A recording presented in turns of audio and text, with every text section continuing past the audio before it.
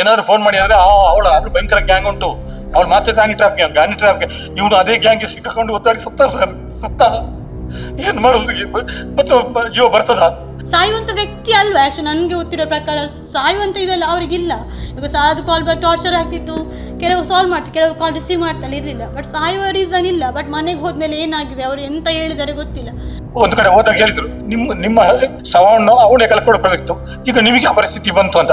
ಆಗ ನಾವು ಈಗ ಏನು ಮಾಡೋ ಹೇಳಿ, ಈ ತರ ಮಾಡಿ ಹಾಕಿದ್ರಲ್ಲ ಅವಳು, ಮದುವೆ ಅಲ್ಲ ಅವಳಿಗೆ, ಗೊತ್ತಾಯ್ತಲ್ಲ ಅಂತ ದ್ರೋಹಿ ಅವಳು. ಮತ್ತೆ ಅವನೊಂದು ಗೋಲ್ಡ್ ಅಲ್ಲಿ ತಕೊಂಡು ಪ್ರಾಬ್ಲಮ್ ಮಾಡಿ ಸ್ಟಾರ್ಟ್ ಮಾಡಿದೆ, ನಾನು ಮದುವೆ ಆಗ್ತೇನೆ ಅಂತ. ಆಗ ಇನ್ನು ಯಾರಿಗಾಗು ನಮ್ಮ ಮಗನನ್ನು ಕೊಂದೇ ಬಿಟ್ಲಲ್ಲ ಈ ತರ ಮಾಡಿ. ಕಾಲ್ ರಿಸೀವ್ ಮಾಡಿದ್ರು, ಸ್ವಲ್ಪ ಪ್ರಾಬ್ಲಮ್ ಆಗಿದೆ ಮನೇಲಿ ಹಾಗೆ ಹೀಗೆ ಅಂತ ಹೇಳಿ ಅಪ್ಪ ಫೋನ್ ಇಟ್ರು. ಹೇ ಅಂತ ಬೊಬ್ಬೆ ಹಿಡಿದ್ರು, ಫೋನ್ ಇಟ್ಬಿಟ್ರು ಅವರು. ನಮ್ಗೆ ಅಂದ್ರೆ ಅವರ ಹಣ ಬೇಕಂತಿದ್ರೆ ನಾವು ಹೇಗೆ ಸಹ ಮಾಡ್ಬೋದು. ಅವರ ತಂದೆ ಬರೆದುಕೊಳ್ಳಿಕ್ಕೆ ಹೇಳಿದ್ದಾರೆ, ನನಗೆ ಮತ್ತೆ ಅವನಿಗೆ ಸಂಬಂಧ ಇಲ್ಲ ಅಂತ ಬರೆದು ಕೊಡು, ನಿಂಗೆ ಏನು ಬೇಕಾ ಸೆಟ್ಲ್ ಮಾಡ್ತೇವೆ, ಅವರನ್ನು ಕರ್ಕೊಂಡು ಹೋಗ್ತೇವೆ ಅಂತ. ಉಡುಪಿ ಜಿಲ್ಲೆಯ ಕಾರ್ಕಳ ತಾಲೂಕಿನ 31 ವರ್ಷದ ಸುದೀಪ್ ಶೆಟ್ಟಿ ಅವರ ಅನುಮಾನಾಸ್ಪದ ಸಾವು ಪ್ರಕರಣಕ್ಕೆ ಹೊಸ ತಿರುವು ದೊರೆತಿದೆ. ಫೆಬ್ರವರಿ 17ರಂದು ರಿಜಿಸ್ಟರ್ ಮದುವೆಯಾಗಿದ್ದ ಸುದೀಪ್ ಮಾರ್ಚ್ 29ರಂದು ಮಂಗಳೂರಿನ ಖಾಸಗಿ ಆಸ್ಪತ್ರೆಯಲ್ಲಿ ಮೃತಪಟ್ಟಿದ್ದಾರೆ. ಮದುವೆ ಬಳಿಕ ಕುಟುಂಬದಲ್ಲಿ ಕಲಹ ಉಂಟಾಗಿತ್ತು ಎನ್ನಲಾಗಿದೆ. ಇತ್ತ ಸುದೀಪ್ ತಂದೆ ದಾಮೋದರ್ ಅವರು ಪತ್ನಿ ಸೌಮ್ಯ ಶೆಟ್ಟಿ ವಿರುದ್ಧ ಗಂಭೀರ ಆರೋಪ ಮಾಡಿದ್ದಾರೆ. ಮಾನಸಿಕ ಹಿಂಸೆ ನೀಡಿ ಆಹಾರದಲ್ಲಿ ವಿಷ ನೀಡಿ ಕೊಲೆ ಮಾಡಲಾಗಿದೆ ಎಂದು ದೂರಿದ್ದು ಕಠಿಣ ಕ್ರಮಕ್ಕೆ ಆಗ್ರಹಿಸಿದ್ದಾರೆ. ಆದರೆ ಸೌಮ್ಯ ಶೆಟ್ಟಿ ಆರೋಪಗಳನ್ನು ತಳ್ಳಿ ಹಾಕಿದ್ದು ಸುದೀಪ್ ಸ್ವತಃ ವಿಷ ಸೇವಿಸಿದ್ದಾನೆ ಎಂದು ಹೇಳಿಕೆ ನೀಡಿದ್ದಾರೆ. ಮದುವೆಗೆ ಕುಟುಂಬದ ವಿರೋಧವೇ ಮಾನಸಿಕ ಒತ್ತಡಕ್ಕೆ ಕಾರಣವಾಗಿರಬಹುದು ಎಂದು ತಿಳಿಸಿದ್ದಾರೆ. ಸುಸೈಡ್ ಯಾಕೆ ಮಾಡ್ಕೊಂಡು ರೀಸನ್ ನಮಗೆ ಆ್ಯಕ್ಚುಲಿ ಗೊತ್ತಿಲ್ಲ, ಯಾವ ರೀಸನ್ಗೆ ಸುಸೈಡ್ ಮಾಡ್ಕೊಂಡ್ರು ಅಂತ. ನಮಗೆ ಇಲ್ಲಂದರೆ ಅವರ ಮನೆಗೆ ಹೋಗಿದ್ರು, ಅಂದರೆ ನಾವು ಇಲ್ಲೇ ಇದ್ದರು, ರಿಜಿಸ್ಟರ್ ಎಲ್ಲ ಮಾಡಿಕೊಂಡು ಮದುವೆಯಲ್ಲಿ ರಿಜಿಸ್ಟರ್ ಮಾಡ್ಕೊಂಡಿದೆ, ಅವ್ರು ಬಂದು ಮಾತಾಡಿ ರಿಜಿಸ್ಟರ್ ಆಗಿದೆ. ಇಲ್ಲಿರುವಾಗ ಅಷ್ಟೇ ನಮ್ಮ ಹತ್ರ ಒಳ್ಳೆದಿಂದಿದ್ರು, ಮನೆಗೆ ಹೋಗಿ ಬಂದು ಮಾಡ್ತಾಯಿದ್ರು. ಪಾಯ್ಸನ್ ಯಾಕೆ ತಗೊಂಡ್ರು ಅದು ರೀಸನ್ ನಮಗೆ ಸಹ ಗೊತ್ತಿಲ್ಲ. ನಾವು ಇಲ್ಲಿ ಅಡ್ಮಿಟ್ ಮಾಡಿದ್ದು ಫುಡ್ ಪಾಯ್ಸನ್ ಆಯಿತು ಹಾಗೆ ಅಂತ ಅಡ್ಮಿಟ್ ಮಾಡಿದ್ವಿ ಗಾಜಿರೆ ಹಾಸ್ಪಿಟಲ್ ಕಾರ್ಕಳಕ್ಕೆ. ಅಲ್ಲಿ ಹೇಳಿದರು ಜಾಂಡಿಸ್ ಇದಾಗಿದೆ, ಸೊ ಲಿವರಿಗೆ ಪ್ರಾಬ್ಲಮ್ ಉಂಟಂತ ಹೇಳಿದ್ರು, ಅವ್ರು ಮೆಡಿಸಿನ್ ಮಾಡ್ತಿದ್ರು. ಮತ್ತು ಮಿಡ್ನೈಟ್ ಸೆಕೆಂಡ್ ಡೇ ಡಾಕ್ಟರ್ ಬಂದು ಹೇಳಿದ್ರು ಸ್ವಲ್ಪ ಬ್ಲಡ್ಡಲ್ಲಿ ಇನ್ಫೆಕ್ಷನ್ ಇದೆ, ಸೊ ಇಲ್ಲಿ ಫೆಸಿಲಿಟಿ ಇಲ್ಲ, ಏನಪ್ಪೋಯ್ ಅಥವಾ ಆದಷ್ಟು ಶಿಫ್ಟ್ ಮಾಡಿ ಅಂತ ಹೇಳಿದರು. ನಾನು ಆ ಟೈಮಲ್ಲಿ ಅವ್ರ ಮನೆಗೆ ಕಾಲ್ ಮಾಡಿ ಕೇಳಿದ್ದೇನೆ, ಅಂದರೆ ಇವರ ಹತ್ರ ಸಹ ಮಾಡಿಸಿದ್ದೇನೆ ಕಾಲ್ ಮಾಡಿ ಹೀಗೆ ಶಿಫ್ಟ್ ಮಾಡ್ತೇವೆ ಅಂತ ಹೇಳಿ ಅಂತ.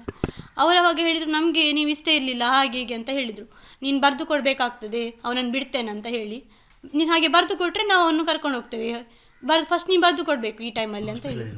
ಹಾಸ್ಪಿಟಲ್ ಕಾಲ್ ಮಾಡುವಾಗ ಹೇಳಿ ನಾನು ಹೇಳಿ ಈ ಟೈಮಲ್ಲಿ ನಾನು ಅದೆಲ್ಲ ಮಾಡಲಿಕ್ಕೆ ಆಗೋದಿಲ್ಲ, ಯಾಕಂದ್ರೆ ಮದುವೆಯಾಗಿ ನಮ್ಮೊಟ್ಟಿಗಿದ್ದದ್ದು ಅವರು ಇಷ್ಟು ದಿವಸ, ನನಗೆ ಹತ್ತಿರ ಆಗೋದು ಏನಪ್ಪೋ ಹತ್ತಿರ ಆಗೋದಿಲ್ಲ, ಇಲ್ಲಿ ಆದಷ್ಟು ಹತ್ತಿರ ಆಗ್ತದೆ, ನಾನು ಶಿಫ್ಟ್ ಮಾಡ್ತೇನೆ ಅಲ್ಲಿಗೆ ಅಂತ. ಅಲ್ಲಿ ಹೋದ್ಮೇಲೆ ಡಾಕ್ಟರ್ ಸಹ ಕೇಳಿದೆ ಎಂತ ಡ್ರಿಂಕ್ಸ್ ಎಲ್ಲ ಮಾಡ್ತಾರಾ, ಇಲ್ಲ ಲಿವರಿಗೆಲ್ಲ ಇನ್ಫೆಕ್ಷನ್ ಆಗೋದಿಲ್ಲ ಅಂತ.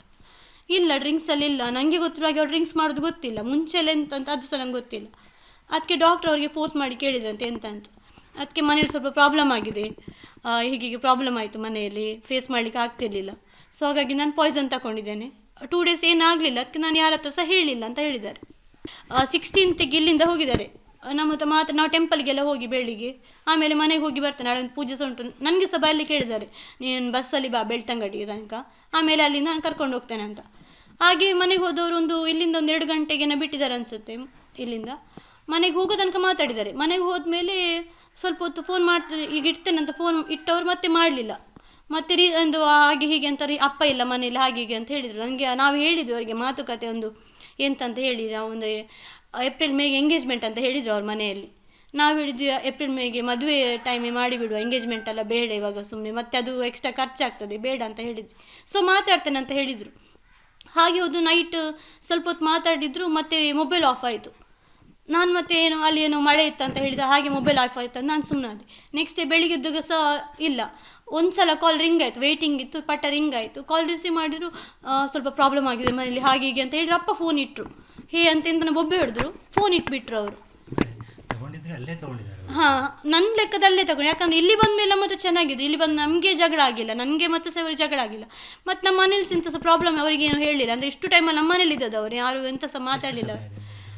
ರಿಜಿಸ್ಟರ್ ಆಗೋದು ನಾವು ಇಲ್ಲೇ ಇದ್ದರು, ಲಾಸ್ಟ್ 6th ಏನೋ ರಿಜಿಸ್ಟರ್ ಆಗಿದೆ ಫೆಬ್, ಅವಾಗ ಅವ್ರು ಇಲ್ಲೇ ಇದ್ದರು. ನಾವೇನು ಸಹ ಅವರಿಗೆ ಪ್ರೆಷರ್ ಏನು ಹಾಕ್ತಿಲ್ಲ, ಅಂದರೆ ಇರಬಾರ್ದು ಹಾಗೆ ಅಥವಾ ನಿಮ್ಮ ಮನೆಗೆ ಹೋಗುವ ಅದೆಲ್ಲ ನಮ್ದು ಎಂಥ ಸಹ ಪ್ರಾಬ್ಲಮ್ ಇರಲಿಲ್ಲ. ಲಾಸ್ಟ್ ಅವ್ರು ಹೇಳುವಾಗ ಹಾಗೆ ಹೇಳಿದರು, ನಾವು ಮದುವೆ ಆಗುವ ನಾಳೆ, ಅವ್ರ ಮನೇಲಿ ಹೋಗಿ ಬಂದ್ರಲ್ಲ, ಅವಾಗ ಹೇಳಿದರು ನಾವು ಮದುವೆ ಆಗುವ ನಾಳೆ, ಮನೇಲಿ ಸ್ವಲ್ಪ ಕಿರಿಕಿರಿ ಆಗ್ತಾ ಉಂಟು ಹಾಗೆ. ಮತ್ತು ಅವ್ರು ಸ್ವಲ್ಪ ಸಾಲದೆಲ್ಲ ಪ್ರಾಬ್ಲಮ್ ಇತ್ತು, ಅವ್ರದ್ದೆಲ್ಲ ಟಾರ್ಚರ್. ಅಂದರೆ ಅವರ ಅಪ್ಪನಿಗೆ ಅವ್ರು ಆಗ್ತಿಲ್ಲ, ಅವರ ಅಪ್ಪ ನನ್ನ ನಂಬರ್ ಕೊಡೋದು ಸಾಲದವರಿಗೆ. ಅವರು ನನಗೆ ಕಾಲ್ ಮಾಡಿದ್ದಾರೆ, 2-3 ಜನಕ್ಕೆ ಕಾಲ್ ಮಾಡಿದ್ದಾರೆ, ಹೀಗೆ ಸಾಲ ಮಾಡಿದ್ದಾನೆ ಅವನು, ಹಾಗೆ ಹೀಗೆ. ನಂಬರ್ ಯಾರು ಕೊಟ್ಟರು ಹೇಳಿದರೆ ಅಪ್ಪ ಕೊಟ್ಟದಂತ ಹೇಳಿದ್ದಾರೆ.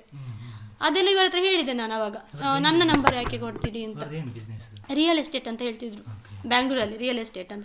ಇಲ್ಲಿ ಸಹ ಒಂದು ಎಲ್ಲರೂ ಅದನ್ನೇ ಮಾಡ್ತಿದ್ದು, ಇವಾಗ ಹೋಗುವಾಗ ಕರ್ಕೊಂಡೆಲ್ಲ ಹೋಗ್ತಿದ್ರು, ಜಾಗದಲ್ಲಿ ನೋಡೋದು ಅದೇ ಮಾಡ್ತಿದ್ರು, ಬೇರೆ ಬಿಸ್ನೆಸ್ ಹೀಗೆ ಎಂತ ಸಹ ಇರಲಿಲ್ಲ. ಸಾಲ ಒಂದು ಮಾಡ್ಕೊಂಡಿದ್ದೆ, ಅದು ಫಸ್ಟಿಗೆ ಹೇಳಿಲ್ಲ ನಮಗೆ ಸಹ. ಆಮೇಲೆ ನಮಗೆ ಕಾಲೆಲ್ಲ ಬರುವಾಗ ನಾವು ಕೇಳಿದ್ವಿ ಅವ್ರ ಯಾಕೆ ನಿಮ್ಮ ಅಪ್ಪ ನಮ್ಮ ನಂಬರೆಲ್ಲ ಕೊಡ್ತಾರೆ ಅಂತ. ಆವಾಗ ಹೇಳಿದ್ರು ಅಪ್ಪನಿಗೆ ಗೊತ್ತು ನನಗೆ ಆಗೋದಿಲ್ಲ. ಮತ್ತು ಅವ್ರು ಇಲ್ಲಿಂದ ಹೋದರೆ ಸಹ ಇವಾಗ ನಾನು ಮೊನ್ನೆ 4 ದಿವಸ ಇಲ್ಲಿ ನಮ್ಮದೊಂದು ಫ್ಯಾಮಿಲಿಯಲ್ಲಿ ಡೆತ್ ಆಗಿತ್ತು, ಸೊ ನಾವು ಇರಲಿಲ್ಲ 4 ದಿವಸ.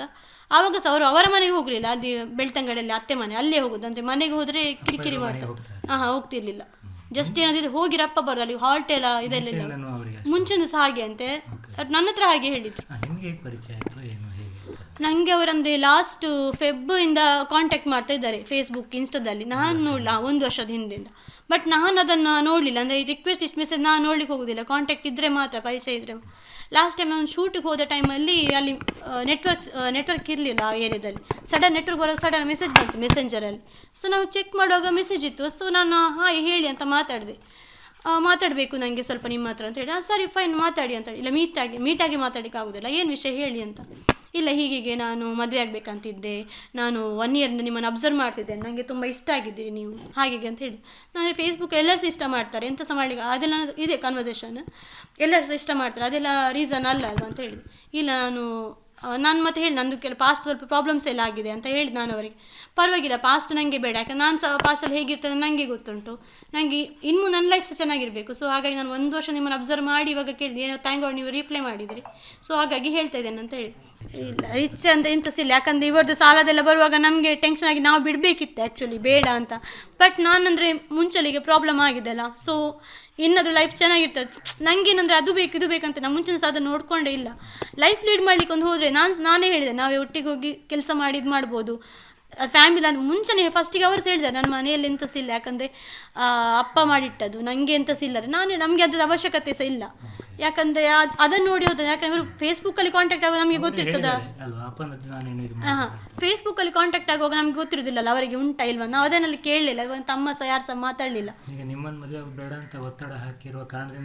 ಹಾಕಿರ್ಬೋದು, ಯಾಕಂದರೆ ನಮಗೆ ಸಹ ಗೊತ್ತಿಲ್ಲ. ನಾನು ಮೊನ್ನೆ ಅಲ್ಲಿ ಅವರು ಮನೆಗೆ ಹೋದಾಗ ನನಗೆ ಗೊತ್ತಿರೋದು ಇವರು ಬೇಡ ಹೇಳಿದ್ದಾರೆ ಅಂತ. ನಾನು ಅವರಿಗೆ ಸಹ ಹೇಳಿದ್ದೇನೆ, ನಿಮಗೆ ಬೇಡ ಅಂತ ಇದ್ದರೆ ಒಂದು ನಮಗೆ ಕಾಲ್ ಮಾಡ್ಬೋದಲ್ಲ, ನಂಬರ್ ಉಂಟು ಇಷ್ಟು ಜನರದ್ದು, ಅಥವಾ ನನ್ನ ನಂಬರ್ ಸಿಗ್ತದೆ, ಯಾರ ಹತ್ರ ಕೇಳಿಸ ನನ್ನ ನಂಬರ್ ಸಿಗ್ತದೆ, ಕಾಲ್ ಮಾಡಿ ಹೇಳ್ಬೋದಿತ್ತಲ್ಲ. ನನ್ನ ಲೆಕ್ಕದ ಅಲ್ಲೇ ತಗೊಂಡು. ಬಟ್ ಏನಂತ ನಮಗೆ ಗೊತ್ತಿಲ್ಲ, ಯಾಕಂದರೆ ಇಲ್ಲಿಗೆ ಬಂದಮೇಲೆ 17th ಇಲ್ಲಿ ಬಂದಿದ್ದಾರೆ, 18th ನಾವು ಇಲ್ಲಿ ಆಟಾಡ್ಲಿಕ್ಕೆ ಹೋಗಿದ್ದೇವೆ ಪಾರ್ಕಿಗೆ, ಆನಂತರ 19th ಮದುವೆ ಎಲ್ಲ ಮಾಡ್ಕೊಂಡಿದ್ದೇವೆ. ಆಮೇಲೆ ಪ್ರಾಬ್ಲಮ್ ಆಗೋದು ನಮಗೆ, ನಾವೇನಂತ ಹೇಳ್ಬೇಕು ನಮಗೆ ಸಹ ಗೊತ್ತಿಲ್ಲ ಅಲ್ವಾ.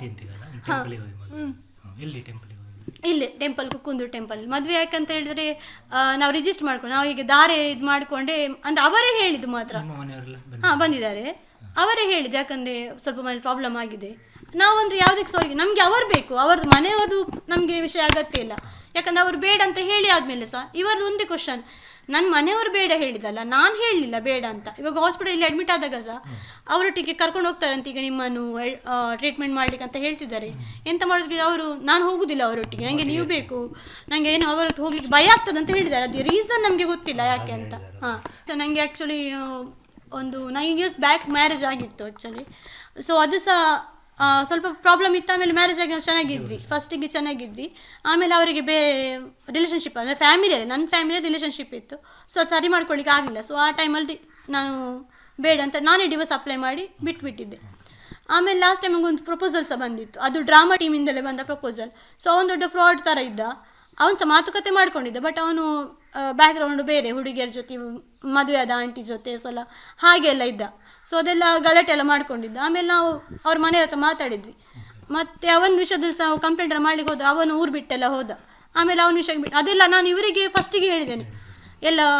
ಅಂದರೆ ನಾವು ಮುಚ್ಚಿಡು, ಬೇರೆ 3rd person ಬಂದು ಹೇಳಬಾರ್ದಲ್ಲ, ನನ್ನ ಲೆಕ್ಕ ಹಾಗೆ. ನಾನು ಇವಾಗ ಮುಚ್ಚಿಡ್ಬೋದು ನನಗೆ ಒಂದು ಬಂತಂತ, ಬಟ್ ಯಾರೋ ಒಬ್ಬರು ಹೇಳ್ತಾರೆ ಒಂದು, ಯಾಕಂದ್ರೆ ನಾನು ಆರ್ಟಿಸ್ಟ್ ಆಗಿರೋದ್ರಿಂದ ಸ್ಪ್ರೆಡ್ ಆಗ್ತಾರೆ. ನಾವು ಹೇಳಿದ್ದೇವೆ ಎಲ್ಲ ಸಹ, ಈ ಪ್ರಾಬ್ಲಮ್ ಆಯಿತು ಫ್ರೆಂಡಿಂದ. ನಾವು ಅಂದರೆ ನನ್ನ ವಿಚಾರ ಅಷ್ಟೇ, ಬೇರೆಯವ್ರು ಹೇಳಬಾರ್ದು. ಸಂಜಯ್ ಅಂತ, ಅದು ನನ್ನ ಫ್ರೆಂಡ್ ಒಬ್ಬರು, ಅವನು ಸಹ ಅಷ್ಟೇ. ಅಂದರೆ ನನಗೆ ಫಸ್ಟ್ ನಂದು ಇದೆಲ್ಲ ಕೋರ್ಟ್ ಅದೆಲ್ಲ ನನಗೆ ಅಷ್ಟು ನಲ್ದು ಗೊತ್ತಿಲ್ಲ. ಸೊ ಆ ಟೈಮ್ ನಾನು ಡಿವೋರ್ಸ್ ಅಪ್ಲೈ ಮಾಡೋ ಟೈಮಲ್ಲಿ ಮಾತಾಡಿಸೆಲ್ಲ ಕೊಟ್ಟಿದ್ದೆ ಅವ್ನ ಫ್ರೆಂಡ್ ಆಗಿ. ಹಾಗೆ ಮತ್ತೆ ಅವನೊಂದು ಗೋಲ್ಡ್ ಎಲ್ಲ ತಗೊಂಡು ಪ್ರಾಬ್ಲಮ್ ಮಾಡಲಿಕ್ಕೆ ಸ್ಟಾರ್ಟ್ ಮಾಡಿದೆ, ನಾನು ಮದುವೆ ಆಗ್ತೇನೆ ಅಂತ. ಸೊ ನನಗೆ ಇಲ್ಲಿ ಮನೇಲೆಲ್ಲ ಹೇಳಲಿಕ್ಕಾಗಲಿಲ್ಲ, ಅವ್ನ ಕಾಸ್ಟ್ ಎಲ್ಲ ನಂಗೆ ಗೊತ್ತಿರಲಿಲ್ಲ ಅಷ್ಟು, ಮನೇಲೆಲ್ಲ ಹೇಳಲಿಕ್ಕಾಗಲಿಲ್ಲ. ನಾನಂದರೆ ಇವ್ರು ಸಹ ಮನೇಲಿ ಬೇಜಾರು ಮಾಡ್ಕೊಂಡಿದ್ದೆ, ನಾನು ಡಿವೋರ್ಸ್ ಅಪ್ಲೈ ಮಾಡಿದ್ದು ಮನೇಲಿ ಹೇಳಿಲ್ಲ ಫಸ್ಟಿಗೆ. ಅದನ್ನು ಬಟ್ ಇದನ್ನು ಹಾಂ ಅದನ್ನೇ ಹೇಳಿ ನಾನು ಅದನ್ನು ಅವ್ರ ಹತ್ರ ಹೇಳಿದ್ದೇನೆ, ಸುದೀಪ್ ಅವ್ರ ಹತ್ರ ನಾನು ಮಾತಾಡಿ ಕ್ಲಿಯರ್ ಫಸ್ಟಿಗೆ ಮಾಡ್ಕೊಂಡಿದ್ದೇನೆ ಎಲ್ಲ ವಿಷಯ. ಅಲ್ಲ ನನಗೆ ಅದೇ ವಿಷಯ ಏನಂತ ಗೊತ್ತಿಲ್ಲ, ನನಗೆ ಸಹ ನಾನು ಸಹ ಅಷ್ಟೇ ಹೇಳ್ತೇನೆ, ನನಗೆ ಅವ್ರು ಸಾಯುವಂಥ ವ್ಯಕ್ತಿ ಅಲ್ವಾ ಆ್ಯಕ್ಚುಲಿ ನನಗೆ ಗೊತ್ತಿರೋ ಪ್ರಕಾರ ಸಾಯುವಂಥ ಇದೆಲ್ಲ ಅವ್ರಿಗಿಲ್ಲ. ಈಗ ಅದು ಕಾಲ್ ಟಾರ್ಚರ್ ಆಗ್ತಿತ್ತು, ಕೆಲವು ಸಾಲ್ವ್ ಮಾಡ್ತಿತ್ತು, ಕೆಲವು ಕಾಲ್ ರಿಸೀವ್ ಮಾಡ್ತಲ್ಲ ಇರಲಿಲ್ಲ, ಬಟ್ ಸಾಯುವ ರೀಸನ್ ಇಲ್ಲ. ಬಟ್ ಮನೆಗೆ ಹೋದ್ಮೇಲೆ ಏನಾಗಿದೆ ಅವರು ಎಂತ ಹೇಳಿದ್ದಾರೆ ಗೊತ್ತಿಲ್ಲ, ಯಾಕಂದರೆ ಮನೆಗೆ ನಂದು ಟಾರ್ಚರ್ ಆದ ಅವ್ರು ಇಲ್ಲಿಗೆ ಬರಲಿಕ್ಕಿಲ್ಲ. ಯಾಕಂದರೆ ಒಂದು ಹುಡುಗರ ನಾನು ಕಟ್ಟಿ ಹಾಕಿ ನಾನು ಇದು ಮಾಡಲಿಕ್ಕೆ ಏನ್ಸಾಗೋದಿಲ್ಲ, ಅಷ್ಟಿದೆ ಆಟ ಆಡಲಿಕ್ಕೆ ಅದಕ್ಕೆಲ್ಲ. ಹಾಂ ನನ್ನೊಟ್ಟಿಗಿದ್ದು ಇಲ್ಲಿ ಸಹ ನಾನೇ ಅಡ್ಮಿಟ್ ಮಾಡಿದೆ, 2 ದಿವಸ 3 ದಿವಸ ನಾನೇ ನೋಡ್ಕೊಂಡಿದ್ದು, ಅಲ್ಲಿ ಸಹ ನಾನೇ ಇದ್ದಿದ್ದೆ 2 ದಿವಸ. ಅಲ್ಲಿ ಒಂದು ರೀಸನ್, ಅಲ್ಲಿ ಸಹ ನಾನು ಬೇಕು ಬಿಟ್ಟು ಹೋಗೋದಿಲ್ಲ, ನಾನು ಇಲ್ಲಿಗೆ ಸಹ ನಾನು ಅವರೊಟ್ಟಿಗೆ ಹೋಗೋದಿಲ್ಲ, ಹೋದ್ರೆ ನೀವು ಬರಬೇಕು ಅದೇ ಮಾತಾಡ್ತಿದ್ರು ಬಿಟ್ಟರೆ ಬೇರೆ ನನಗೆ ರೀಸನ್ ಗೊತ್ತಿಲ್ಲ. ನನ್ನ ಹತ್ರ ಜಗಳ ಆಗಿದೆ ನಾನು ಹೇಳ್ಬೋದು, ನಮಗೆ ಸ್ವಲ್ಪ ಜಗಳ ಆಗಿತ್ತು, ಸೊ ಟೆನ್ಷನಲ್ಲಿದ್ರೆ ಅಂತ. ಬಟ್ ನಮಗೆ ಜಗಳ ಆಗಲಿಲ್ಲ, ಅವ್ರ ಮನೆಯಲ್ಲಿ ಏನಾಯಿತು ಅದು ಅವರು ಸಹ ಹೇಳಿಲ್ಲ ನಮಗೆ, ನಾವು ಜಸ್ಟ್ ಪ್ರೆಷರ್ ಮಾಡಿ ಕೇಳಿಲ್ಲ, ಒಂದು 2-3 ಸಲ ಕೇಳಿದ್ದೇನೆ ಮನೇಲಿ ಪ್ರಾಬ್ಲಮ್ ಎಂತಾಗಿದೆ ಒಂದು ಸ್ವಲ್ಪ ಹೇಳಿ ನನಗೆ ಎಂತ ಅಂತ. ಹಾಂ ಆ್ಯಕ್ಚುಲಿ ನಾನು ಮೊನ್ನೆ ಅವರು ಹಾಸ್ಪಿಟಲ್ ಪಾಯ್ಸನ್ ಅಂತ ಹೇಳುವಾಗ ನಾನು ಅಂದ್ಕೊಂಡಿದ್ದೆ ಕಂಪ್ಲೇಂಟ್ ಕೊಡಬೇಕಂತ, ಯಾಕಂದರೆ ನನಗೆ ಅವರಿಗೆ ಸಹ ಫೀಲ್ ಇರ್ಬೋದು ಅವರ ಮಗ ಅಂತ. ಬಟ್ ಅದಕ್ಕಿಂತ ಜಾಸ್ತಿ ನನಗೆ ಒಂದು ಲೈಫ್ ಕಟ್ಕೊಳ್ಬೇಕಂತಿತ್ತು. ನಾನು ಅವ್ರದ್ದು ಇವಾಗ ಅಷ್ಟು ಸಾಲ ಅದೆಲ್ಲ ಕಾಲ್ ಬರುವಾಗ ನಾನು ಅದನ್ನೆಲ್ಲ ನೋಡ್ಕೊಂಡು ನನಗೆ ಒಂದು ಲೈಫ್ ಸಿಗಬೇಕಂತ ಅಷ್ಟೇ ಇದೆ ಅದು. ಇಲ್ಲಾಂದರೆ ನಾವು ಇವಾಗ ಮದುವೆ ಸೈಡ್ ನಾಳೆ ಮದುವೆ ಆಗುವಂತ, ನನ್ನ ಹತ್ರ ಹಣ ಈಗ ಪ್ರಾಬ್ಲಮ್ ಉಂಟು, ಏನಾದರೂ ಅಡ್ಜಸ್ಟ್ ಮಾಡ್ಬೋದು, ನಾವೇ ಕರೆಮಣಿಗೆಲ್ಲ ನಾವೇ ಅಡ್ಜಸ್ಟ್ ಮಾಡ್ಕೊಂಡ್ವಿ, ನಮ್ಮದು ಗೋಲ್ಡ್ ಇದ್ದು ನಾವು ಕೊಟ್ಟು ಅದೆಲ್ಲ ನಾವೇ ಅಡ್ಜಸ್ಟ್ ಮಾಡ್ಕೊಂಡ್ವಿ. ನಮಗೆ ಅಂದರೆ ಅವರ ಹಣ ಬೇಕಂತಿದ್ರೆ ನಾವು ಹೇಗೆ ಸಹ ಮಾಡ್ಬೋದು. ಅವರ ತಂದೆ ಬರೆದುಕೊಳ್ಳಿಕ್ಕೆ ಹೇಳಿದ್ದಾರೆ, ನನಗೆ ಮತ್ತು ಅವನಿಗೆ ಸಂಬಂಧ ಇಲ್ಲ ಅಂತ ಬರೆದು ಕೊಡು, ನಿಂಗೆ ಏನು ಬೇಕಾ ಸೆಟ್ಲ್ ಮಾಡ್ತೇವೆ, ಅವನನ್ನು ಕರ್ಕೊಂಡು ಹೋಗ್ತೇವೆ ಅಂತ. ಆವಾಗ ನಂಗೆ ಬರೆದು ಕೊಡ್ಬೋದಿತ್ತು ಹಣ ಬೇಕಂತಿದ್ರೆ, ಬಟ್ ನನಗೆ ಅವರು ಬೇಕಿತ್ತು ಅಷ್ಟೇ. ಮೊನ್ನೆ ಹಾಸ್ಪಿಟಲ್ಸ್ ನಾನು ಕಂಪ್ಲೇಂಟ್ ಮಾಡುವಂತ ನಾನು ಹೇಳಿದೆ, ಕಂಪ್ಲೇಂಟ್ ಮಾಡ್ತೇನೆ ಯಾಕಂದರೆ ಅವ್ರ ಮನೆಗೆ ಹೋದ್ಮೇಲೆ ಏನೋ ಪ್ರಾಬ್ಲಮ್ ಆಗಿದೆ. ಬಟ್ ಆ ಟೈಮಲ್ಲಿ ನಾವು ಕಂಪ್ಲೇಂಟ್ ಮಾಡಿ ರಾಂಗ್ ಆಗ್ತದೆ ಅಂತ ಮಾತ್ರ ನಾನು ಸುಮ್ಮನೆ ಬೇಡ. ಬಟ್ ಇವಾಗ ನಾನು ಸತ್ಯ ನನಗೆ ಯಾಕೆ ಅಂತ ಹೀಗೆ ಮಾಡ್ಕೊಂಡು ನಂಗೆ ಬೇಕಂತ ಒಳ್ಳೆದಿಂದ ಇದ್ದು ನಮ್ಗೆ ಹೇಗಂದರೆ ಥಿಂಕ್ ಮಾಡ್ಲಿಕ್ಕೆ ಆಗ್ತಿಲ್ಲ. ಯಾಕಂದ್ರೆ ಮನೆ ಸಹ ಇವಾಗ ನನಗೆ ಅಂತಲ್ಲ ತಮ್ಮನಿಗೆ ಸಹ ತುಂಬ ಕ್ಲೋಸ್, ಅಮ್ಮನ ಹತ್ರ ಎಲ್ಲ ತುಂಬ ಅವರೆಲ್ಲ ಇವಾಗ ಆಳ್ತಾ ಇದ್ದಾರೆ. ಯಾಕಂದರೆ ನಾವು ಮಕ್ಕಳಲ್ಲ ಅಮ್ಮನವ್ರದ್ದು, ಬಟ್ ನಮಗಿಂತ ಹೆಚ್ಚಾಗಿ ನೋಡ್ಕೊಂಡಿದ್ದಾರೆ ಅವರು, ಎಂತ ಬೇಕು. ಮತ್ತು ಅವನು ಸಹ ಅಷ್ಟೇ, ಅವನಿಗೇನು ಬೇಕು ಅದು ಅವನೇ ಮಾಡ್ತಾನೆ ತಗೊಳ್ತಾನೆ. ನಾವೇನು ಸಹ ಅವರಿಗೆ ನೀವು ಅದು ಮಾಡಬೇಡಿ ಅಮ್ಮ ಇದು ಮಾಡಬೇಡಿ ಹಾಗೆಲ್ಲ ಹೇಳೋದಿಲ್ಲ, ಅವರೇ ಹೋಗ್ತಾರೆ, ಅವರೇ ಅಡುಗೆ ಮಾಡ್ತಾರೆ, ಅವರೇ ತಗೊಳ್ತಾರೆ, ಅವರೇ ತಿಂಡಿ ತಿಂತಾರೆ, ಎಂತ ಸಿದ್ರೆ ಸಹ ಅವರದೇ ಅವರ ಮನೆ ಥರ. ಹಾಂ ನನಗೆ ಕಾರಣ ಬೇಕು. ಅವರು ಇವಾಗ ಅವ್ರು ಮಾಡಿದಾರೆ ಅಂತಲ್ಲ ನಾನು ಮಾಡ್ತಿರೋದು, ಯಾಕಂದ್ರೆ ನನಗೆ ಆ್ಯಕ್ಚುಲಿ ರೀಸನ್ ಬೇಕು ಅವರು ಹೀಗೆ ಮಾಡ್ಕೊಳ್ಳಿಕ್ಕೆ. ಹಾಗೆ ಮಾಡ್ಕೊಳ್ಳೋ ಪರ್ಸನ್ ಅಲ್ಲ, ಬಟ್ ಹಾಗೆ ಮಾಡಿಕೊಂಡು ಅವರಿಗೆ ಹೇಗೆ ಅವರಿಗೆ ಸಹ ಹಿಂಸೆ ಆಗಿರ್ಬೋದಲ್ಲ, ಹಾಗೆ ಮಾಡ್ಕೊಳ್ಬೇಕು, ಅವ್ರದ್ದು ಸಹ ಜೀವ ಅಲ್ವಾ, ನನಗೆ ಸಹ ನ್ಯಾಯ ಬೇಕು, ತನಿಖೆ ಆಗ್ಬೇಕಂತ ನನಗೆ ಸಹ ಅಷ್ಟೇ. ಹೌದು, ಅಂದ್ರೆ ಇವಳು 17/3 ನೆಲ್ಯಾಡಿಗೆ ಬಂದು ನೆಲ್ಯಾಡಿಯಲ್ಲಿ ಅವನಿಗೆ ಫುಲ್ ಟಾರ್ಚರ್, ರೋಡ್ ಸೈಡ್ ಗಲಾಟೆ ಮಾಡಿದ್ದಾರೆ. ಅದೇ ಸ್ಕೂಲಲ್ಲಿ ಸೈಂಟ್ ಜಾರ್ಜ್ ಸ್ಕೂಲಲ್ಲಿ ಇವನು ಓದಿದವನು. ಆ ಲೆಕ್ಚರ್ಗಳು ಅವನ ಫ್ರೆಂಡ್ಶಿಪ್ ಚಿಕ್ಕ ಮಕ್ಕಳು ಅವರು ಇವರು ಎಲ್ಲ ಸುಮಾರು ಜನ ನೋಡಿದ್ದಾರೆ. ಇವನಿಗೆ ದೊಡ್ಡ ಟಾರ್ಚರ್ ಆಗಿದೆ. ಮತ್ತೆ ಇವಳು ಅವನನ್ನು ಮಾತಾಡಕ್ಕೆ ಬಿಟ್ಟಿಲ್ಲ. ಇವಳು ತಾಯಿ, ಅವನ ತಾಯಿ ನನ್ನ ಹೆಂಡತಿಯನ್ನು ಕಾರಿಂದ ಹಿಂದ್ಗಡೆ ಕೂರಿಸಿ ಬೈದು ಇದನ್ನೆಲ್ಲ ಮಾಡುವಾಗ ಒಬ್ಬ ಮಗನಾದವನಿಗೆ ಏನು ಇದಾಗ್ಬೋದು ಯಾವುದು ಅಲ್ಲಿಗೆ. ಮತ್ತೊಂದು ಏನಂತ ಹೇಳಿದ್ರೆ ಇವನು ಎಷ್ಟೇ ಅವರ ತಂದೆ ತಾಯಿ ಹತ್ರ ರಿಕ್ವೆಸ್ಟ್ ಮಾಡಿದ್ರು ಇವ್ರು ಒಪ್ಪೋದಿಲ್ಲ. ಮತ್ತೆ ಇಲ್ಲದೆಲ್ಲ ಮಾತಾಡ್ತಾಳೆ, ಅದು ಇವನಿಗೆ ಅವಳೇ ಮಾಡಿದ ಕಾರಣ. ಮತ್ತೆ ಅವನ ಫೋನಲ್ಲಿ ಮಾತಾಡಕ್ಕೆ ಲಿಂಕ್ ಕೊಡ್ತಾಳೆ. ಮತ್ತೆ ಏನಂತ ಹೇಳಿದ್ರೆ ಇವಳನ್ನ ಅರ್ಧದಲ್ಲಿ ಇಳಿಸಿ ಹೋದ್ರು 8 ಗಂಟೆ ರಾತ್ರಿಗೆ, ಒಂದು ಬೆಳ್ತಂಗಡಿ ಪೂಜೆಗೆ ಹೋಗುವಳು ಇವಳು. ಅದಕ್ಕೂ ಅವಳು ಬಿಟ್ಟಿಲ್ಲ. ಎಲ್ಲಾ ರೀತಿಯಲ್ಲಿ ಅವನಿಗೆ ಟಾರ್ಚರ್ ಕೊಟ್ಟಿದ್ದ. ಅವನು ಹೇಳ್ತಾ ಇದ್ದಾನೆ, ನನ್ನ ಚಿನ್ನ, ನನ್ನ ಅದು ದುಡ್ಡು ಅದನ್ನೆಲ್ಲ ತಗೊಂಡಿದ್ದಾಳೆ, ನನಗೆ ಇಲ್ಲ ಸಲದ ಇದಕ್ಕೂ ಹಿಂಸೆ ಕೊಟ್ಟಿದ್ದಾಳೆ ಅಂತೇಳಿ ಕಣ್ಣೀರು ಹಾಕಿದ್ದಾನೆ. ಆದ್ರೆ ಏನಂತ ಹೇಳಿದ್ರೆ ಇವನು ಒಂದೇ ಒಂದು ಮಿಸ್ಟೇಕ್ ಆಗಿದೆ ಅಂತ ಹೇಳಿದ್ರೆ, ಇವನು 17/2/26 ರಿಜಿಸ್ಟರ್ ಆಗಿದ್ದಾನೆ ಅಂತ ಹೇಳ್ತಾ ಇದ್ದಾನೆ. ಅಂದ್ರೆ ರಿಜಿಸ್ಟರ್ ಆಗಿದ್ದಕ್ಕೆ ಇವನು ಮೊದಲಿದ್ದೆಲ್ಲ ವಿಚಾರ ಹೇಳಿಲ್ಲ. ಆದ್ರೆ ಅದೊಂದು ತಿಳಿಸೋದು ಇವಳು ಅವಳೇ ಹೇಳ್ತಾಳಲ್ಲ, 16ನೇ ತಾರೀಕಿಗೆ ಬೆಳ್ತಂಗಡಿಯಲ್ಲಿ ವಿಷ ತಗೊಂಡಿದ್ದಾರೆ ಅಂತ. 16ನೇ ತಾರೀಕಿಗೆ, 19ನೇ ತಾರೀಕಿಗೆ ಅವರಿಗೆ ಫುಡ್ ಪಾಯ್ಸನ್ ಆಗಿದೆ ಅಂತ ಹೇಳ್ತಾರೆ. 21ನೇ ತಾರೀಕಿಗೆ ಡೆಂಗಿ ಜ್ವರ ಅಂತ ಹೇಳಿ ಗಜರಿ ಆಸ್ಪತ್ರೆಗೆ ನಾವು ಗಜರಿ ಆಸ್ಪತ್ರೆಗೆ ಸೇರಿಸಿದಂತ. 22ನೇ ತಾರೀಕಿಗೆ ನಾವು ಬಂದಿದ್ದೇವೆ. ಯಾರನ್ನು ನನ್ನ ಮಗನನ್ನು ನೋಡಕ್ಕೆ ಬಂದೆ. ಬಂದಾಗ ಒಂದು 10 ನಿಮಿಷದಲ್ಲಿ ಇವರು ಸ್ಕ್ಯಾನಿಂಗ್ ಹೋಗ್ಬೇಕಂತೇಳಿ ಸಿದ್ದಮ್ಮನಿಗೆ ಕ್ಯಾರ್ ಮಾಡದೆ ಹೋಗಿದ್ದಾರೆ. ನಾವು ಮಧ್ಯರಾತ್ರಿ 22ನೇ ತಾರೀಕಿಗೆ ಮಧ್ಯರಾತ್ರಿಗೆ ನಮಗೆ ನನ್ನ ಅಕ್ಕನ ಮಗನಿಗೆ ಫೋನ್ ಮಾಡ್ತಾರೆ. ಏನಂತ ಹೇಳಿದ್ರೆ ಹೆಚ್ಚಿನ ತನಿಖೆಗೆ ಚಿಕಿತ್ಸೆಗೆ ಆದರ್ಶ ಆಸ್ಪತ್ರೆಗೆ ಕರ್ಕೊಂಡು ಹೋಗಿ, ಇಲ್ಲ ದೇರಳಕಟ್ಟೆ ಮಂಗಳೂರಿಗೆ ಕರ್ಕೊಂಡು ಹೋಗ್ಬೇಕು ಅಂತೇಳಿ. ಇವ್ರು ಹೇಳಿದ್ರು ಮಂಗಳೂರು ದೇರಳಕಟ್ಟೆ. ಕರೆಕ್ಟ್ ನಾನು ಹೇಳುದು ಅರ್ಥ ಮಾಡ್ಕೊಳ್ಳಿ. ನಾವು ಏನ್ ಮಾಡ್ತೇವೆ, ಮಾರನೇ ಆಯ್ತು ನಾವು ಬರ್ಕೊಡ್ಬೇಕಂತ ಹೇಳ್ತೇವೆ. ಒಂದು ಮಾತು ಸತ್ಯ ಹೇಳ್ತೇವೆ ನಾವು. ಏನಂತ ಹೇಳಿದ್ರೆ ಇವರು ಇದು ಮ್ಯಾರೇಜ್ ಆಗಿದೆ, ರಿಜಿಸ್ಟರ್ ಮ್ಯಾರೇಜ್ ಆಗಿದೆ ಅಂತ ನಾವಾಗಿ ಕರ್ಕೊಂಡು ಹೋದ್ರೆ ಈಗ ಬಂತಲ್ಲ ಮಾತು, ಅದೇ ತರ ಬರಬಾರದು ಅಂತ ಹೇಳಿ ಒಂದು ಪರ್ಮಿಷನ್ ಲೆಟರ್ ಬೇಕಲ್ಲ. ನೀವೆಲ್ಲ ತಿಳಿದವ್ರು ಹಾಕಿ ಅದನ್ನು ಕೇಳಿದ್ ನಾವು. ಕರೆಕ್ಟ್ ಪರ್ಮಿಷನ್ ಲೆಟರ್ ಹೇಗೆ ತಗೊಂಡು ಹೋಗುದಂತ. ಮತ್ತೆ ಮಾರನೇ ದಿವಸ ಬೆಳಿಗ್ಗೆ ಫೋನ್ ಮಾಡೋಗಿ ಹೇಳ್ತಾರೆ, ಏನಾದ್ರೆ ಅಂದ್ರೆ ನನ್ನ ಅಕ್ಕನ ಮಗನೇ ಫೋನ್ ಮಾಡಿ, ನನ್ನ ಹತ್ರ ಮಾಡಿದ್ರೆ ಇವರು ಗೊತ್ತಾಗ್ತಲ್ಲ ತನಗಿಂತ ನಾನು ಫೋನ್ ಮಾಡಕ್ ಹೋಗಿಲ್ಲ, ಸತ್ಯ ಹೇಳಿದ್ರೆ. ಅಕ್ಕನ ಹತ್ರ ಫೋನ್ ಉಡುಪಿಯ ಆದರ್ಶ ಆಸ್ಪತ್ರೆಗೆ ಶಿಫ್ಟ್ ಮಾಡಿದ್ದೇವೆ ಅಂತೇಳಿ. ನಾವು ಉಡುಪಿ ಆಸ್ಪತ್ರೆಗೆ ಒಂದು 11-11:30 ಆಗಿರ್ಬೋದು, ಇಲ್ಲಿ ನೆಲ್ಲೆಡ್ ಹೋಗ್ಬೇಕಲ್ಲ. ಹೋಗಿ ಅಲ್ಲಿ ಹೋದಾಗ ಸ್ವಲ್ಪ ಹೊತ್ತಾಯ್ತು, ಎಲ್ಲರ ಇದು ಮಾಡಿ ಮತ್ತೆ ಐಸಿಗೆ ಅಲ್ಲಿರೋದು. ಸ್ವಲ್ಪ ಹೊತ್ತಾದ್ಮೇಲೆ ನಮ್ಮನ್ನು ಬಿಟ್ರು ಅವರು. 3:30 ಗಂಟೆ ತನಕ ಅವಳು ಇದ್ಲು. 3:30 ಗಂಟೆ ತನಕ ಇವಳ ತಮ್ಮ, ಇವಳ ತಂದೆ 3 ಜನ ಓಡಿ ಹೋಗಿದ್ದು. ಯಾಕೆ? CC ಕ್ಯಾಮರಾ ಚೆಕ್ ಮಾಡ್ಬೋದಲ್ಲ ಈಗ. ಯಾರು CC ಕ್ಯಾಮರಾದಲ್ಲಿ ಸಿಗ್ತದ ಇಲ್ವಾ ಇವ್ರು ಓಡಿ ಹೋಗಿದ್ದು? ಡಾಕ್ಟ್ರ್ ಹೇಳಿದ ಅಂತ ಹೇಳಿದ್ರೆ ಅವು ವಿಷ ತಗೊಂಡಿದ್ದಾರೆ ಅಂತ ಹೇಳಿದ್ರು ನಮ್ಮ ಹತ್ರ. ಯಾವ ವಿಷ ಅಂತ ಹೇಳಿಲ್ಲ. ಮತ್ತೆ ಅಲ್ಲಿ ಹೇಳಿದ್ರೆ ಮಂಗಳೂರಲ್ಲಿ ಇದು ರ್ಯಾಟಲ್ಲೇ ಆಗಿರ್ಬೇಕು, ಬೇರೆ ಯಾವ್ದು ರ್ಯಾಟಲ್ಲಿ ಇನ್ನೊಂದು ಯಾವ್ದು ಬರ್ತದೆ ಅಂತ ಹೇಳಿದ್ರು. ಆ ಪ್ಯಾಕ್ ತಾನೆ ಅಂತ. ಪ್ಯಾಕ್ ಅಂದ್ರೆ ನಮ್ಮ ಮನೇಲಿ ತಿಂದಿದ್ದಲ್ಲ, ಇದು ಇಲ್ಲಿ ಅಲ್ಲ ಕಾರ್ಕಳದಲ್ಲಿ ತಿಂದು ನಮ್ಮ ನೆಲ್ಲಿ ಅಡಿ ನಮಗೆ ಗೊತ್ತಿರುತ್ತೆ. ಅವಳೇ ಕೊಟ್ಟಿದ್ದು, ಅವರೇ ಮಿಕ್ಸ್ ಮಾಡಿದ್ದು ನಮ್ಮ ಫುಡ್ಡಿನ ಜೊತೆ. ಈಗ ಅವಳೇ ಹೇಳ್ತಾಳಲ್ಲ, 19ನೇ ತಾರೀಕಿಗೆ 16ನೇ ತಾರೀಕಿಗೆ ಫುಡ್ ಇಷ್ಟ ಆಗಿದಂತೆ. 19ನೇ ತಾರೀಕಿಗೆ ನೋಡಿ, ಇದು ನಿನ್ನೆ ಸ್ಟೇಟ್ಮೆಂಟ್ ಟಿವಿಯಲ್ಲಿ ಕೊಟ್ಟ ಸ್ಟೇಟ್ಮೆಂಟ್ ಅಲ್ಲಿ ಇರೋದು, ಬೇರೆ ಇದರಲ್ಲಿ ಎಲ್ಲ. 19ನೇ ತಾರೀಕಿಗೆ ಫುಡ್ ಪಾಯ್ಸನ್ ಆಗುತ್ತೆ. ಪಾಯ್ಸನ್ ಆಗಲಿ ಫುಡ್ ಪಾಯ್ಸನ್ ಆಗ್ತದೆ, ಉಲ್ಟಾ ಆಗ್ತದೆ. ಮತ್ತೆ 21ಕ್ಕೆ ಡೆಂಗಿ ಜ್ವರ ಆಯ್ತಂತೆ. ಇವರು ಡೆಂಗಿ ಜ್ವರ ಅಂತಲೇ ಸೇರಿಸಿದ್ದು. ಎಲ್ಲಿ? ಗಜರಿ ಆಸ್ಪತ್ರೆಯಲ್ಲಿ ಡೆಂಗಿ ಜ್ವರ ಅಂತಲೇ ಸೇರಿಸಿದ್ದು. ಈಗ ಮೊದಲು ಅಂತ ಹೊಣ್ಣಗಳೇ ಕೊಟ್ಟಾಗ ಸ್ವಲ್ಪ ಇದು ಮಾಡಿ ನಾವು ಖರ್ಚು ಮಾಡ್ತಿರ್ಲಿಲ್ವಾ? ನಮ್ಗೆ ಒಂದು ಇನ್ಫಾರ್ಮೇಶನ್ ಕೊಡ್ಬೋಯ್ತಲ್ಲ ಇವಳು, ಅದನ್ನು ಕೊಟ್ಟಿಲ್ಲ. ನೋಡಿ, ಮೊಬೈಲ್ ಅವಳ ಹತ್ರ ಇರೋದು, ಇವತ್ತಂದ್ರೆ ಕೊಟ್ಟಿಲ್ಲ. ಏನೆಲ್ಲ ಮೆಸೇಜ್ ಮಾಡೋದು ಸರ್, ಏನೆಲ್ಲ ಮೆಸೇಜ್. ನೀವು ಇಷ್ಟೆಲ್ಲ ಇದಿರಲ್ಲ, ಒಂದು ಮಾನವೀಯತೆ ಇರುವುದಲ್ಲ. ಒಬ್ಬ ಕೋಮ ಸ್ಥಿತಿಯಲ್ಲಿ ಇದ್ದಾನೆ, ಯಾರ್ಯಾರ ಹೆಂಗ್ಸಿಗೆ ಏನೆಲ್ಲ ಮೆಸೇಜ್ ಮಾಡ್ತಾರಲ್ಲ. ಆಗ ಇವಳು ಮಾಡೋದು ಸರಿಯಾ? ನೀವೇ ಅರ್ಥ ಮಾಡ್ಕೊಳ್ಳಿ. ಇವತ್ತಂದ್ರೆ ಕಾರಿನ ಕೀ ಕೊಟ್ಟಿಲ್ಲ, ಕಾರಣ ಅದು ಉಂಟು. ಈ ಕಾರ್ ಹೋದ್ರೆ ನಮ್ಗೇನು ಬೇಜಾರ, ಯಾಕಂದ್ರೆ ಅದಕ್ಕೆ ಸಾಲ ಉಂಟು. ನಮ್ಮ ಆರೋಪ ಅವಳೇ ಪಾಯ್ಸನ್ ಕೊಟ್ಟಿದ್ದು ಅಂತ. ಅವನು ಈ ಸ್ಥಿತಿ ಬರಕ್ಕೆ ಮುಖ್ಯ ಕಾರಣ ಅವಳೇ. ಯಾರು? ಸೌಮ್ಯ ಶೆಟ್ಟಿ ಅಂತ. ಸೌಮ್ಯ ಅಂತ ಇರ್ಬೇಕು, ಸೌಮ್ಯ ಶೆಟ್ಟಿ ಅಂತ ಇಲ್ಲ ಅಂತ ಕಾಣ್ತದೆ. ಸೌಮ್ಯ ಅಂತ ಇರ್ಬೇಕು ರೆಕಾರ್ಡ್ ಅಲ್ಲಿ. ಪರಿಚಯ ಆಗಿರೋದು ಹೇಗೆ ನಿಮ್ಗೆ? ನಮಗೆ ಪರಿಚಯ ಇನ್ಸ್ಟಾಗ್ರಾಮ್ ಅಲ್ಲಿ ಪರಿಚಯ ಆಗಿದ್ದು ಅಂತ ಅವ್ನು ಹೇಳಿದ್. ಮೊದ್ಲೇನೆ ಪರಿಚಯ ಇರ್ಲಿಲ್ಲ ಅವನಿಗೆ. ಈಗ ಎಲ್ಲ ವ್ಯವಸ್ಥೆ ಉಂಟಲ್ಲ, ಯಾವ್ದ ಈಗ ನಾವು ಮದುವೆ ಆಗುವಾಗ ನೋಡುವುದು ಬರುವುದೆಲ್ಲ ಇತ್ತು. ಇವಾಗ ಎಲ್ಲ ಮೊಬೈಲ್ ವ್ಯವಸ್ಥೆ ಉಂಟಲ್ಲ. ಏನು ಈಗ ಎಷ್ಟು ಸಮಯ ಅಂತ ಗೊತ್ತಿಲ್ಲ. ಅವ್ರು ರಿಜಿಸ್ಟರ್ ಆಗಿದೆ ತಡವಾಗಿ ತಿಳಿದು ಫೆಬ್ರವರಿ 17, ಮಾರ್ಚ್ 17ಕ್ಕೆ ಈ ತರ ಆಯ್ತಲ್ಲ. ಅವರ ಮನೆಗೆ ನಾವು 100% ಹೋಗಿದ್ದೇವೆ. ಹೋಗ್ಬಿಟ್ಟು ಅವರು ನಮ್ಮ ಮನೆಗೆ ಬಂದಿದ್ದು 100%. ನಾವು ಇದರ ಬಗ್ಗೆ ಯಾವುದೇ ಡಿಸಿಷನ್ ನಾವು ತಗೊಂಡಿಲ್ಲ. ಇವನ ಹತ್ರ ಹೇಳಿದ್ದು ಇಷ್ಟೇ, ಈ ಅವಸರ ಮಾಡ್ಬೇಡ, ಮದುವೆ ಅನ್ನುವ ವಿಚಾರ ಲೈಫ್ ಲಾಂಗಿನ ವಿಚಾರ. ಅದು ಅವರ ತಂದೆ ಹತ್ರ ಹುಡುಗಿಯ ತಂದೆ ತಾಯಿದ್ದಾಗ ಹೇಳಿದಷ್ಟೇ. ಮದುವೆ ಅನ್ನೋದು ನಾವು ಆಶೀರ್ವಾದ ಮಾಡುವಾಗ ಸೂರ್ಯ ಚಂದ್ರರು ಇರುವ ತನಕ ನೀವು ಬದುಕಿರಬೇಕು ಅಂತೇಳಿ ನಾವು ಆಶೀರ್ವಾದ ಮಾಡೋದು. ಆವಾಗ ಇದ್ರ ಬಗ್ಗೆ ನಮಗೆ ಆಲೋಚನೆ ಮಾಡಕ್ಕೆ ಸ್ವಲ್ಪ ಸಮಯ ಅವಕಾಶ ಕೊಡಿ ಅಂತ ಹೇಳಿದ್ದೇವೆ. ಇವರು ಆಯ್ತು ಅಂತ ಒಪ್ಕೊಂಡು ಹೋಗಿದ್ದಾರೆ. ಏಪ್ರಿಲ್ 19ಕ್ಕೆ ಸೀಮಂತರದಲ್ಲಿ ದೇವರದೊಂದು ಕಾರ್ಯ ಇದೆ, ಅದು ಮುಗಿಸಿ ಮಾತಾಡುವ ಅಂತ ಹೇಳಿದ್ದಾರೆ. ಅದು ಆಯ್ತು ಅಂತ ಹೇಳಿದ್ದೇವೆ. ಇವರು 16ನೇ ತಾರೀಕಿಗೆ ಇವ್ರು ಬಂದಿತ್ತು ನಮ್ಮ ಮನೆಗೆ. ಯಾರು? ಹುಡುಗಿ ಕಡೆಯವರು. ಈಗ ಸಾಧಾರಣ ಹೆಣ್ಣು ತಗೊಳ್ಳುವ ಪ್ರಕ್ರಿಯೆಯಲ್ಲಿ ಹುಡುಗನ ಕಡೆಗೆ ಹುಡುಗಿ ಹೋಗ್ತಾರೆ, ಹುಡುಗಿ ಕಡೆಗೆ ಹೋಗ್ತಾರೆ ಅಂತ ಎಷ್ಟೋ. ಈಗ ನೋಡಿ, ನಾನು ಈಗ ಮದುವೆ ಮೊದಲು 2-3 ಹುಡುಗಿ ಕಡೆಗೆ ಹೋಗಿದ್ದೇನೆ. ಆಗ 2-3 ಹುಡುಗಿಯವರು ಕಂಪ್ಲೇಂಟ್ ಕೊಟ್ಟರೆ ನಾನು ಯಾರನ್ನು ಮದುವೆ ಆಗೋದು? ಯಾವ್ದಾದ್ರು ಒಂದು ಹುಡುಗಿ ಅಂತಾನೆ ಮದುವೆ ಆಗೋದು. ಎಲ್ಲರೂ ಎಷ್ಟು ಜನರು ಈಗಿನ ನಮಗೆ ಗೊತ್ತಿಲ್ಲ, ನಮ್ಮ ಕಾಲದವರೆಲ್ಲ ಅಷ್ಟೇ. ಏನಂತಂದ್ರೆ ಒಂದು 2-3 ಮನೆಗೆ ಹೋಗ್ತೀವಿ, ಹೋಗ್ಬಿಟ್ಟು ಕೆಲವು ಆಗ್ತದೆ, ಕೆಲವು ಆಗೋದಿಲ್ಲ. ಹಾಗೆ ಈಗ ನಾವು ಭರವಸೆನ ಕೊಟ್ಟಿಲ್ಲ, ಈಗ ಬರೋದು ಕೊಟ್ಟಿಲ್ಲ, ಫಿಕ್ಸ್ ಮಾಡಿಲ್ಲ. ಅಂದ್ರೆ ಇದಿಷ್ಟು ಹೇಳಿದ ಅವಸರ ಮಾಡಬೇಡ, 4 ಜನರ ಹತ್ರ ವಿಚಾರಿಸಬೇಕು. ಸೈಂಟ್ ಜಾರ್ಜ್ ಹತ್ರ ನೀವು ಬಂದ್ರೆ ಈಗ ನಿಮ್ಗೆಲ್ಲ ಈ ತರ ವಿಚಾರ ಗೊತ್ತಾಗ್ತದೆ. ಯಾಕಂತ ಹೇಳಿದ್ರೆ ಅವಳು ಒಂದು ಅಂಗಡಿಗೆ ಹೋಗಿ 10 ರೂಪಾಯಿದ ನೀರಿನ ಬಾಟಲಲ್ಲಿ ಗೂಗಲ್ ಪೇ ಮಾಡಿದ್ದಾರೆ ಅಪ್ಪು ಶೆಟ್ಟಿ ಅಂತ. ಅದು ನಿಮಗೆ ಪ್ರೂಫ್ ಸಿಗ್ತದೆ. ಮತ್ತೆ ಸೈಂಟ್ ಜಾರ್ಜ್ ಹೈಸ್ಕೂಲ್ ಉಂಟಲ್ಲಿ, ಈಗ ನಾನು ಓದಿದ ಹೈಸ್ಕೂಲಲ್ಲಿ, ನನ್ನ ಮಗ ಓದಿದಲ್ಲಿ, ಎಲ್ಲರೂ ಓದಿದ ಅಲ್ಲೇ ಸ್ಕೂಲ್. ಅಲ್ಲಿ CC ಕ್ಯಾಮರಾ ಇದೆ. ಆ CC ಕ್ಯಾಮರಾದಲ್ಲಿ ಇವಳು ಬಂದಿದ್ದು, ಪೊಲೀಸ್ನವರು ಅಲ್ಲಿಗೆ ಬಂದಿದ್ದು ಎಲ್ಲ ಇದೆ, ನಿಮಗೆ ಪ್ರೂಫ್ ಇದೆ. ಮತ್ತೆ ಈಗ ಸಂಜಯ್ ಕುಮಾರ್ದು ಮದುವೆ ಆಗಿದ್ದು ಕೋರ್ಟಲ್ಲಿ, ಡೈವರ್ಸ್ ಆಗಿಲ್ಲ. ಅದನ್ನು ಇವಳಿಗೆ ಹೇಳಿಲ್ಲ. ಮತ್ತೆ ಈಗ ವೇಣುಗೋಪಾಲ್ ಅವರು ಮಾತಾಡಿದ್ರಲ್ಲ, ಇನ್ನೇನೋ ನಿಮಗೆ ಇದಿಲ್ಲ. ಇನ್ನೊಬ್ಬರದ್ದು ಉಂಟು ಕೆಲವೆಲ್ಲ, ಆದ್ರೆ ಅವರ ಪರ್ಮಿಷನ್ ಅಲ್ಲದೆ ನಾವು ನಿಮಗೆ ಮಾಹಿತಿ ಕೊಡಕ್ ಆಗುದಿಲ್ಲ. ಆಗ್ತದಾ? ಈಗ ನಿಮ್ಮ ಒತ್ತಾಯ ಏನು? ನಮ್ಮ ಒತ್ತಾಯ ಅಂದ್ರೆ ಇಷ್ಟೇ. ಈಗ ಕೆಲವು ಇದರಲ್ಲಿ SI ತನಿಖೆ ಅಂತ ರಾಜ್ಯದಲ್ಲಿ ಇರೋದು.